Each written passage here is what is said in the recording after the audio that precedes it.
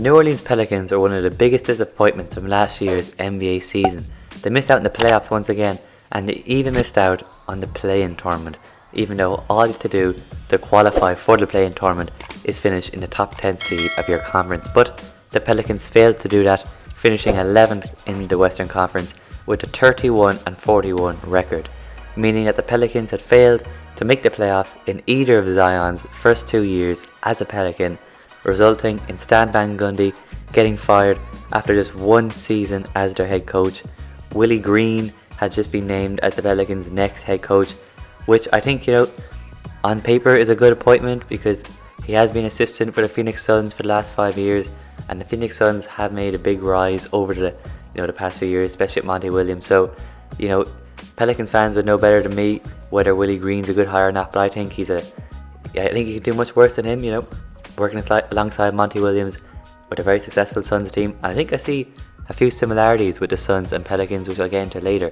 For example, both had great young players like Devin Booker and DeAndre Ayton for the Suns.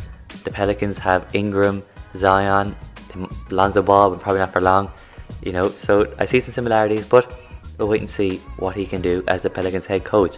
So let's look back on last year now for the Pelicans. And even though Brandon Ingram was only 1 year removed from being an All-Star, and Zion Williamson became an All-Star, with Lonzo Ball having his best season in a short NBA career, the Pelicans still missed out in the playoffs. So who is to blame for that? For me, the number one person that should take most of the blame for me is David Griffin. He's technically not the GM, that's not like his title. He's like the president of basketball operations or something, but he's the real GM. He makes all the moves, and he failed last year in my opinion for the Pelicans. Starting from start to finish really, starting from hiring Stan Van Gundy, I thought that was a weird hire. He hadn't been in the league for a few years.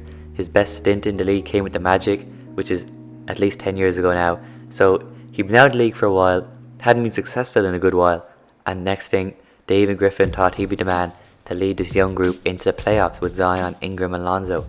And it didn't work out, and he ended up firing him after 1 year, and that's the best way to show that you failed if you're giving up on the guy you hired after just one season. Then he only got Eric Bledsoe in a trade for Drew Holiday. Obviously Drew Holiday had to go, he didn't want to be there anymore, but just getting Eric Bledsoe, and obviously they got a lot of draft picks, but he was terrible for them last year. At least get someone like Dante DiVincenzo in the deal as well. I think that was poor on his behalf. And the final big mistake David Griffin made last season was signing Steven Adams to a 2-year extension. Now Steven Adams isn't a bad player. He's got his limitations, of course. He's not terrible, but he paid him like a 2-year $30 million plus extension. There's no need to do that. Steven Adams, he clogs the paint and he can't stretch the floor for this Pelicans team. And when you got someone like Zion who does his best work in the paint and in and around the rim, you don't need another guy in there clogging the paint and just getting in the way of things. As I said, Steven Adams is a good player. He's good at what he does best, but he's got his limitations, and there's no need to go paying him $30 million plus. If you want a good back-to-the-basket center, a rim-protecting center like Steven Adams, then you can just sign anybody on a veteran minimum. There's plenty of centers out there, especially this off-season, out there available for the veteran minimum. I'm thinking as a Lakers fan from experience, Dwight Howard, JaVale McGee, and there's plenty of others out there. They're just on top of my head. So I think there's no need to go signing Steven Adams to a 2-year $30 million plus extension. He's not as bad as Eric Bledsoe in this team, but he's got to go really if they can get rid of him, because he just clogs the paint, as I said, and gets in the way of things. So let's now look at the Pelicans' key players from last year and see how they did, starting with the main man Zion Williamson, who averaged 27 points per game, 7.2 rebounds on 30% shooting from 3 and 61% shooting from the field. Now Zion had a great season last year, becoming an All-Star, as I said, in only his second season in the league. He shot a very, very impressive 61% from the field, extremely efficient in and around the rim, and his 3-point shooting has improved, still below league average at only 30%, but if he can keep improving on that outside shot, it will open everything up for Zion.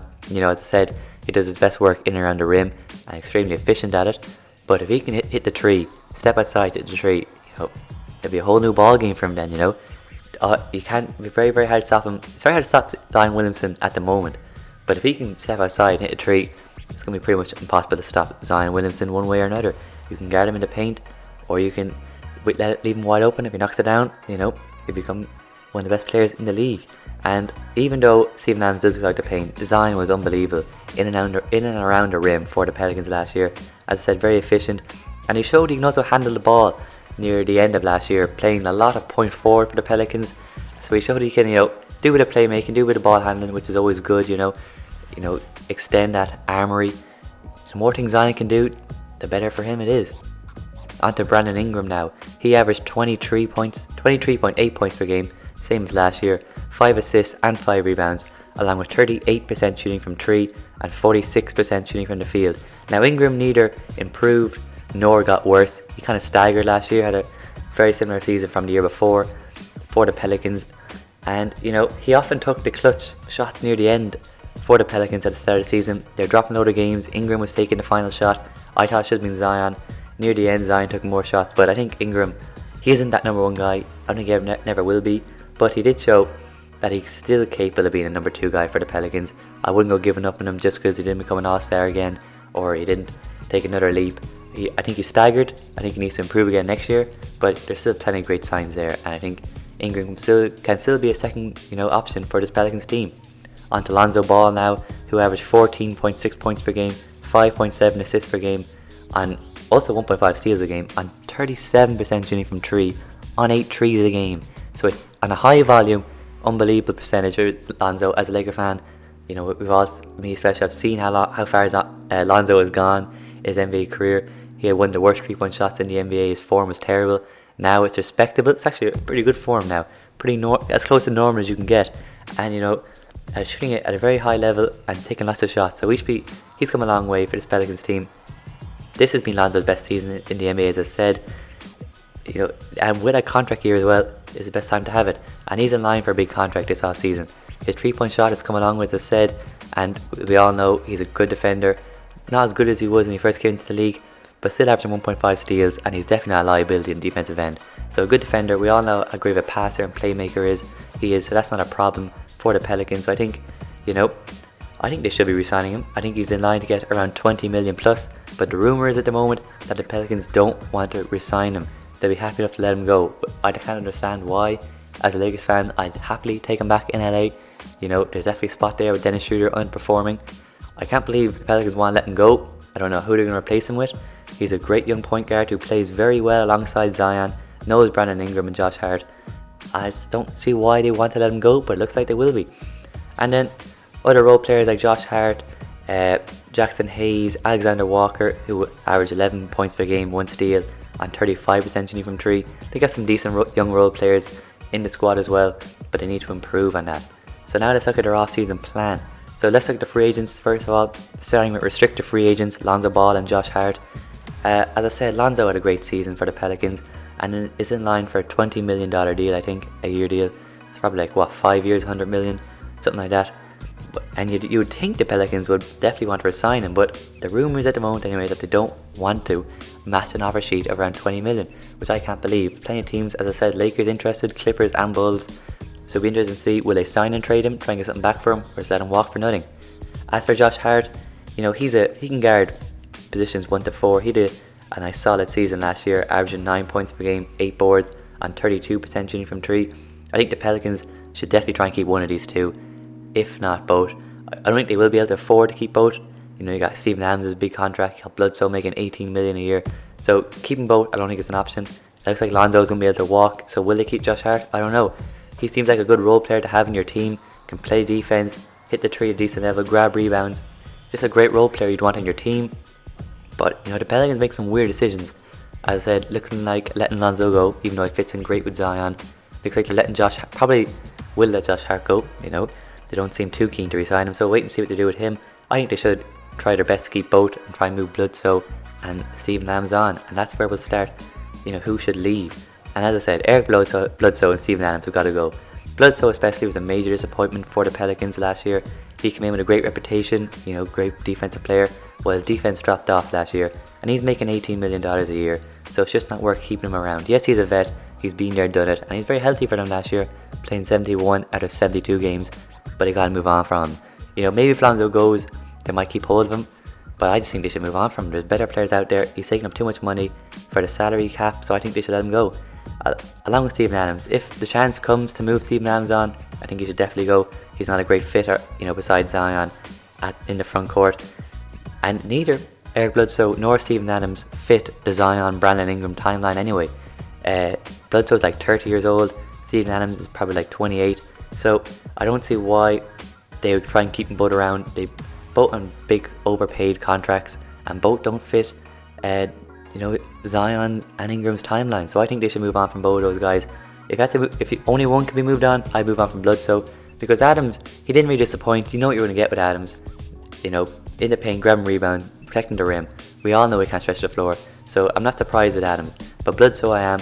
It seems like he's declining at this stage in his career. I think they should try and move on from him as quick as possible. So what do the Pelicans need this offseason? Well, they need shooting and they need defense. So 3-and-D wings, even 3-and-D players will be nice. They have the full $9.5 million mid-level exception, and in the draft they have the number 10 overall pick. They've got plenty of picks from the Lakers, and this year they have the number 10 overall pick, so not too bad at all. So the Pelicans, they were the 5th worst 3-point shooting team last season. This offseason they got us around Zion, especially if Steven Adams is staying, but they got us around Zion with 3-and-D players, with 3-point shooters, snipers you could say. The Pelicans, they need to get a few, like the Suns have at the moment. The Suns are loaded with 3-and-D wings. The Pelicans need loads of 3-and-D players. They've struggled from behind there, as I said last year. They got rid of JJ Redick, obviously age got to him as well. So they need to get some 3-and-D wings, especially some shooters. They also need a shooting guard probably, along with a point guard if Lonzo leaves. Maybe Bledsoe, maybe for one more year as point guard. But I think another shooting guard would be nice for the Pelicans.